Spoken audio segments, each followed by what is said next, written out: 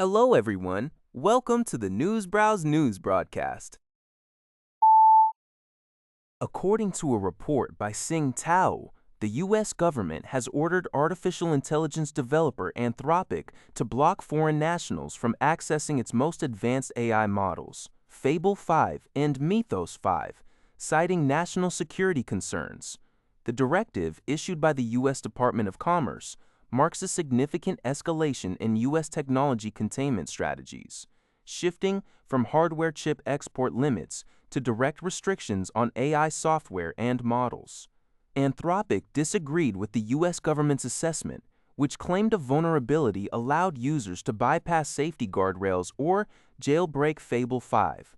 To ensure regulatory compliance, the developer has taken both models completely offline, rendering them inaccessible to all global users, including those in the United States. The enforcement of this ban faces practical challenges. Former officials noted it might require users to verify their citizenship.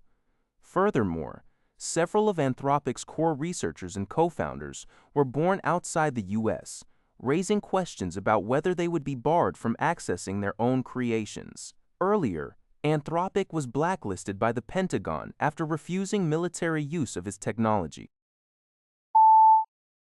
According to a report by Linhe Zhaobao, thousands of demonstrators are expected to gather in Geneva, Switzerland to protest ahead of the annual Group of Seven (G7) summit, which is scheduled to begin on Monday in the nearby French town of Evian.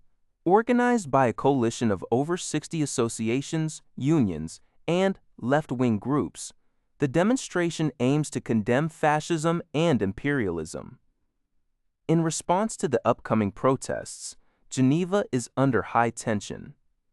Local authorities are desperately trying to avoid a repeat of the 2003 riots, which caused millions of dollars in damages to the city.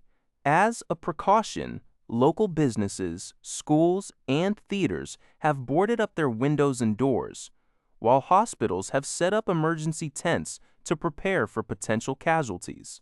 To manage the security risks, Swiss authorities have permitted the protest march only along a designated outer ring road away from the city center. Additionally, Switzerland has closed 25 of its 35 road border crossings with France, leading to severe traffic congestion. Together, French and Swiss authorities are deploying tens of thousands of police and military personnel to secure the region. According to CBS News, Mexican authorities are investigating the discovery of a body outside the Estadio Caliente Stadium in the border city of Tijuana, where the Iranian national soccer team has been training for the World Cup. Police discovered the corpse inside a bag in the trunk of a gray vehicle parked across from the stadium after being drawn to the car by a strong odor. The Iranian squad has been using Tijuana as its training base due to visa delays and travel restrictions for its staff and coaches. The team was originally scheduled to train in Tucson, Arizona, but relocated to Mexico due to security concerns following the outbreak of war in Iran earlier this year.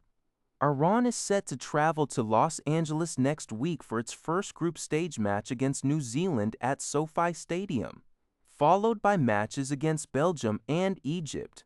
Tijuana remains one of Mexico's most violent cities, having recorded 2019 homicides last year despite a reported decrease in crime. According to a report by Linhe Zhaobao,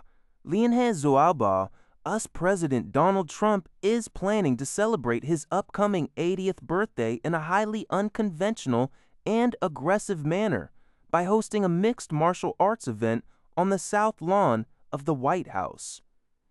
The historic event, titled UFC Freedom 25, is budgeted at $60 million and aligns with both Trump's milestone birthday and the 250th anniversary of American independence.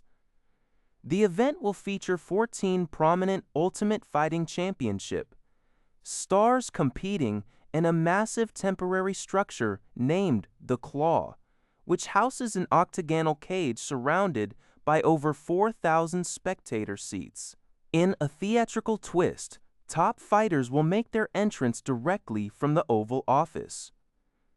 The White House has stated that the UFC will cover all costs, and UFC executives have defended the event as a unique celebration of the nation and its athletes. However, critics have voiced strong disapproval, arguing that hosting a violent sporting event at the presidential residence is inappropriate and tone-deaf, particularly at a time when ordinary Americans are grappling with a high cost of living exacerbated by international conflict. That's all for this video. Thank you for watching. See you in the next video.